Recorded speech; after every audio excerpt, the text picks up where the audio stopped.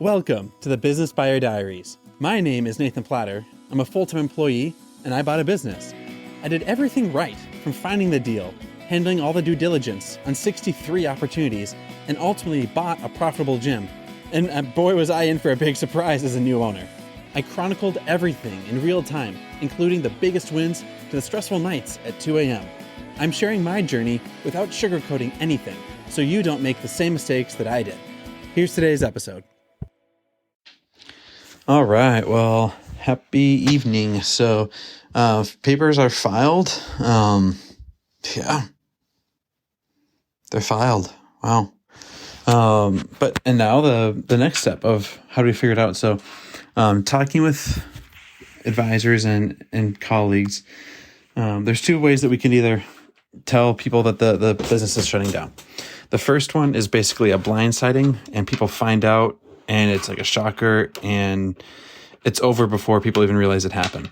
The second one is to give people lead time, just a heads up, time to do last goodbyes, last classes, and all that stuff. The pros of blindsiding is we get to do all the prep work, we get to control everything, and everything is turned off and unplugged before they hear the news. It reduces the toxic communications, decreases the likelihood that people just start spamming us or like harassing us because they're mad that the gym closed down. And the con is that it doesn't really give people the closure or the peace of mind that they may want, especially if they've been there a while. For the slow wind up, there's pros and cons. The pro is that people can say their goodbyes, final hugs. They can close things up smoothly and easily. And it's not a shock to everyone's system. The con, though, is that people can now murmur, gossip, spread slander, libel, tag each other on toxic social media. And we have an election in a few days, so people are already anxious and on edge. And just allow things to fester and spiral out of our control. When I say our, I mean my family's control. So talked with a few advisors, got their input. Across the board, it was unanimous. Unfortunately, this is a business. This is not a personal life decision. This is not this is a business. No one's livelihood is at stake. No one relies on the gym for. Our most highest paid instructor works maybe 6 classes a week, so $100 a week. So it's not gonna pay their mortgage. It's beer money. Then there's managers and stuff, but they do this all as part-time. So no one's reliant on us for that. We're in an area where there's tons of gyms, both group fitness as well as big box and small box. So there's not going to be a desertion of fitness activities in the area. And there's nothing proprietary that we offer people can't get elsewhere. Supplements, shirts, workout classes.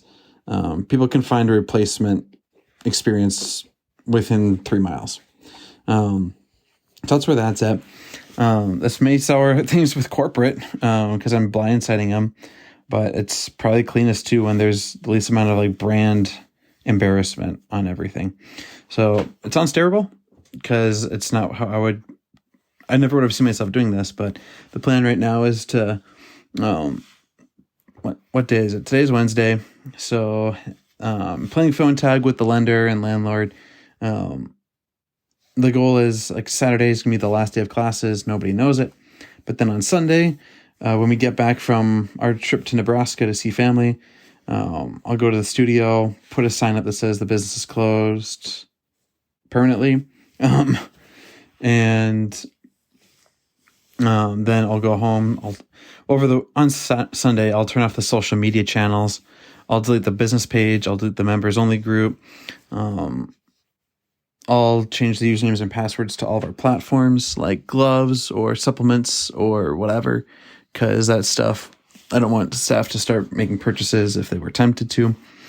And then I'll tell the landlord, and then I'll send a couple emails. One, I'll send an email blast to all the members. That'll be Sunday late afternoon.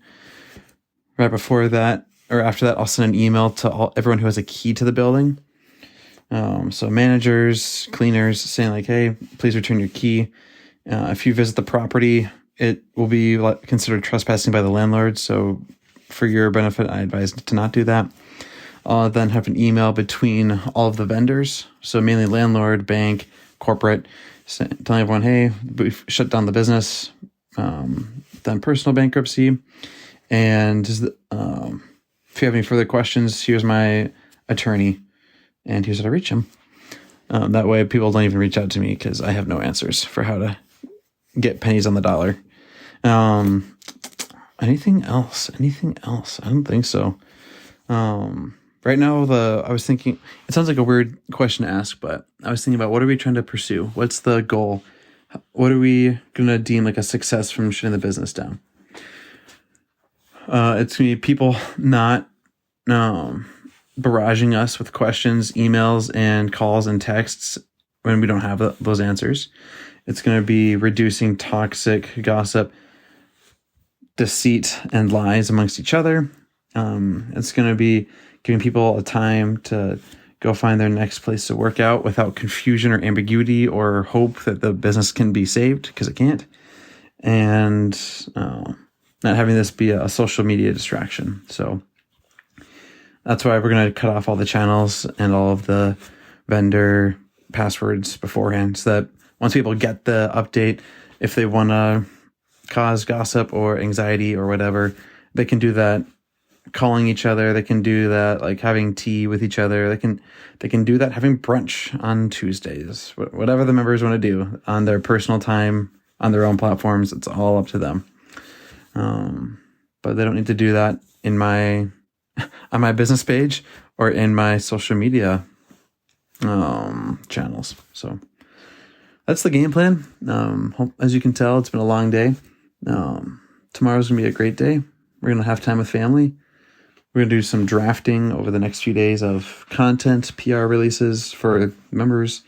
I also don't want to end up on the local news, because that's not the intention by this at all. So hopefully nothing like that happens.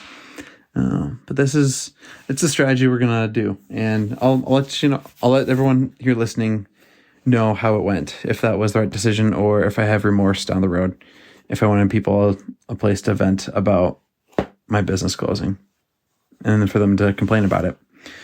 We'll see how that goes. So let's go get some sleep. We're going to go prep for tomorrow and enjoy life. So that's where we're at. That's where we're going. Let's rock and roll. This has been another episode of the Business Buyer Diaries. Subscribe so you don't miss the next episode. I hope you're realizing that business ownership is no cakewalk. Check the podcast notes for a link to the DIY due diligence program, the complete list of show sponsors, and for media inquiries. Music written and composed by Wes Schrock. I'm your host, Nathan Platter. Join me again on the next one.